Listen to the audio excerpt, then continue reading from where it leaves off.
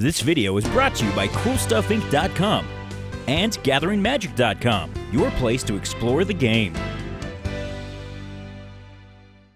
Hi, my name is Brian at the Snowcover Planeswalker channel, and this is my Zurgo Helmsmasher Commander deck.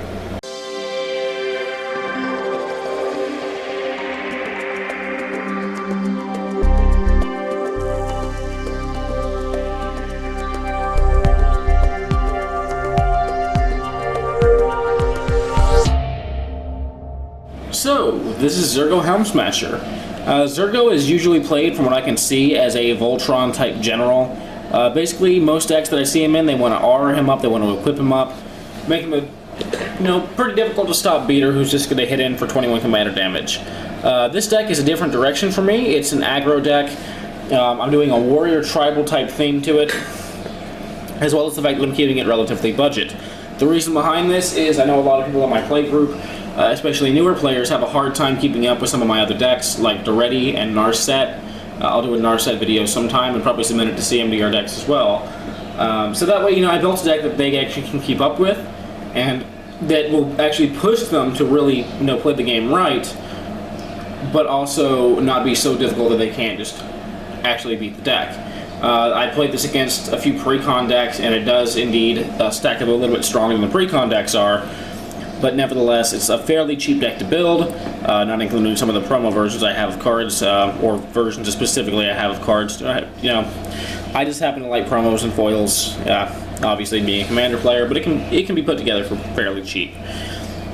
So Zurgo is a 7/2 for 5, 2 and Mardu, haste, attacks each combat if able, is indestructible as long as it's your turn, and whenever a creature is dealt damage by it, whenever a creature that was dealt damage by him dies this turn, put a +1 counter on Zurgo Helmsmasher. Alright, so there's the commander. Let's move into the mana base. I do have my 3 shock lands because they're still fairly cheap at the moment. 3 pain lands. Again, they're cheap, they come into play untapped, and they provide various colors of mana. It's pretty much what we're looking for in an aggro deck. The 3 check lands, or buddy lands, whatever you prefer to call them. I run the 3 temples because we don't have blue to set up our deck, so the scry is nice. And they come into play tap, which is a little bit annoying at times, but it's not terrible.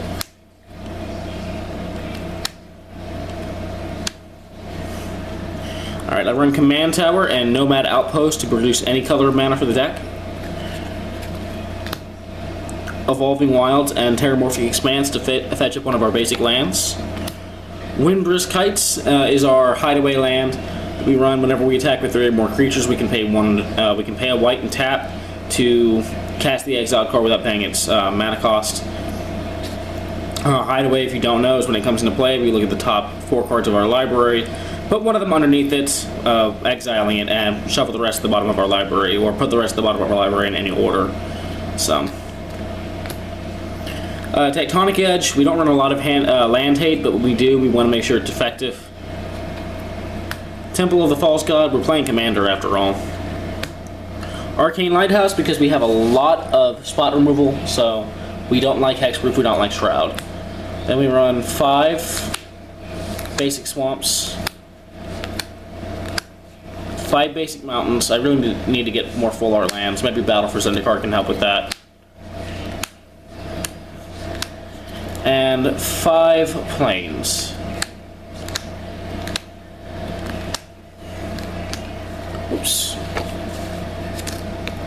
Alright, so starting us out, Kytheon, hero of Akros. No, he is not a warrior, but he is fairly good for the deck. A 2/1 for 1 with, at the end of combat, if he and at least 2 other creatures attack this combat, exile them, return him into the battlefield transformed under its owner's control. We can pay 2 and a white to give him indestructible on the turn, so we can ensure that he flips. And when he flips, he turns into Gideon Battleforged. +2, up to 1 target creature an opponent controls attacks Gideon Battleforged during its controller's next turn if able. +1, until your next turn, target creature gains indestructible, and untap that creature.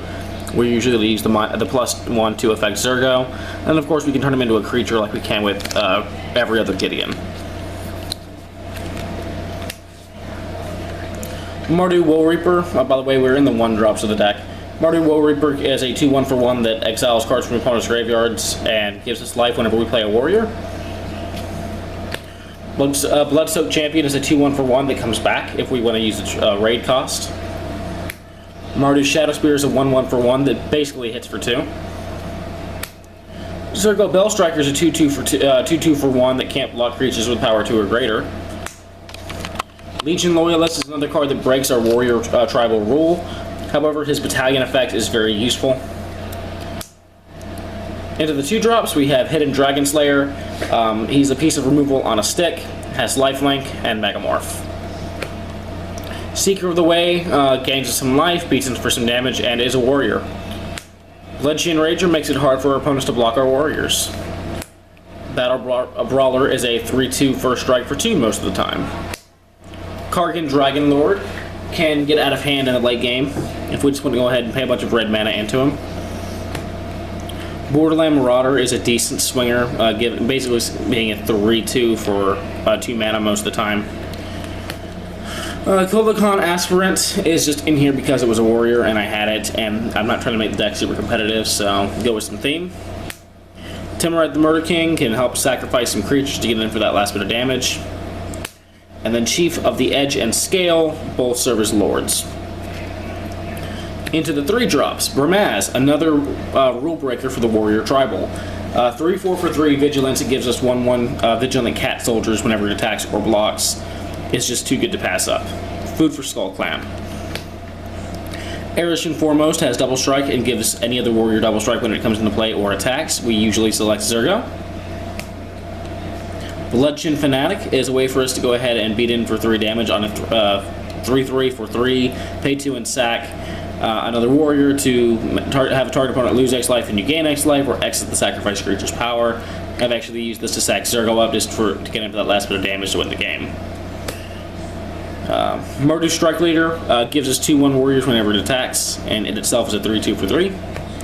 Rabblemaster is a 2-2 for 3 that gives us goblins during our combat and gets 1 for each other attacking goblin. You can run a small goblin sub-theme with this deck if you want, because Krinko, Mob Boss, and Goblin Pile Driver, I believe, are both warriors. So you can indeed run them in this deck if you wanted to go that particular direction. Archetype of Aggression, it takes away travel from other players and gives it to you. Alesha can bring back most creatures in the deck.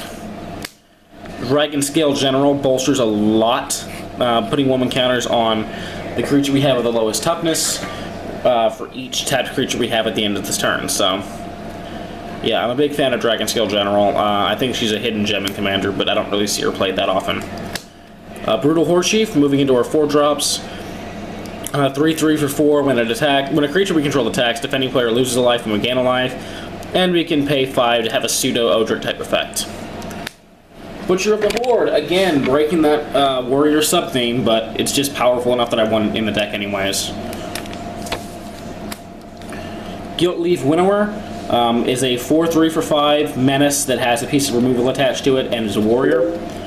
And Ankle Shanker is the last creature we have that breaks the warrior tribal rule, and that's because when we get Ankle Shanker down, it's pretty much just a nightmare for our opponents.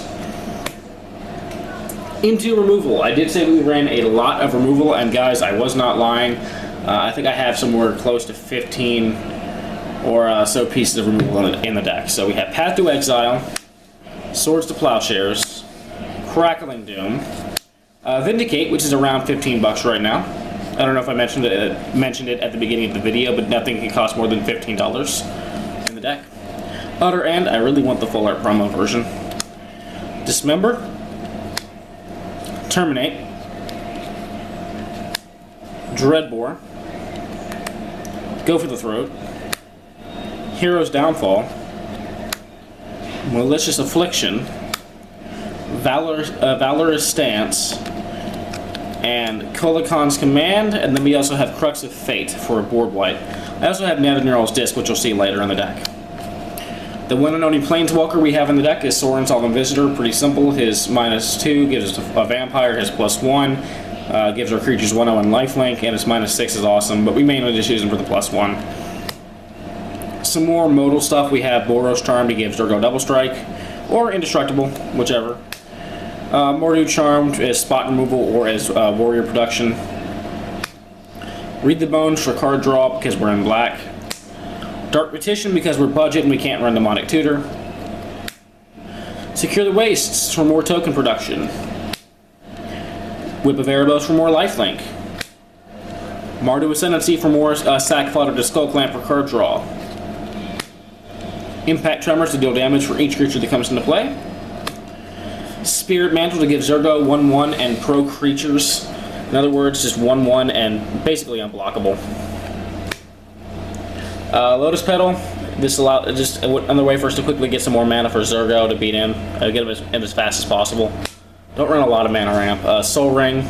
Obviously, we're in Commander. Skull Clamp, MVP. A lot of card draw on a very cheap card, both to buy and to play and to use. Swiftfoot Boots gives Zurgo Hexproof. Lightning Greaves gives Zurgo Shroud. Hero's Blade makes Zurgo a 10/4 the turn we put him out for no additional mana. Love it. Kona's Banner gives most of our other creatures in the deck at least, actually gives everything else in the deck at least +1/+1. Most cards will get +2/+2. When we put it on Zurgo, that is. Locks it on Warhammer, pretty standard in Commander, especially strong in a budget deck. Kuraside Gamma, love this card. We attach it to Zurgo, we can pay 2 to Fire Breathe him, and whenever Zurgo deals damage to a blocking creature, the Gamma deals that much damage to each other creature the defending player controls. So, whether we just have him in his base form, or we're pumping him up, or he's already equipped and enchanted with something else, this can actually serve as a board wipe if they choose to block him. Coat of Arms obviously makes our warriors bigger, makes our goblins bigger sometimes. I've actually had that happen in a few games. Can't help our opponents, but usually just helps us. Obelisk of Erd comes into play naming warriors, and the fact that it has Convoke makes it easier to cast. And Nevinyrral's Disc is just a great board wipe for us because it's cheap. Obviously Zurgo lives through it. I know a lot of Zurgo decks love having a lot more board wipe because he'll live through it and beat in for his commander damage. I don't like that kind of victory with this particular deck, being again a lower power level deck. Thank you for watching CMDR Decks. Like, favorite, and subscribe.